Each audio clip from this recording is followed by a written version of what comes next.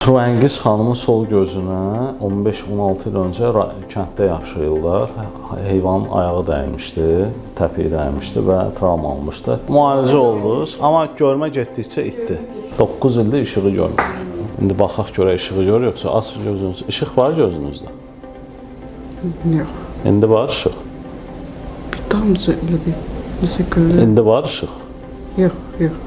Yəni, bu deməkdir ki, işığı görmür. Çünki biz işığı tutanda yox deyir, tutmayanda bir damcı var deyir. Görməyən göz, sol gözünüzün artıq gözün arxası və gözün önündə o qədər ciddi dəyişikliklər olub ki, bu göz öz funksiyasını itiribdir. Artıq bu göz bərpa ola bilməz. Biz nə edəcəyik? Biz bu gözümüzün içindəki, yəni işləməyən bu möhtəviyyatdır artıq. Onu çıxaracağıq, buradakı toxumaları təmizləyəcək və gözün içinə bir protez qoyacaq.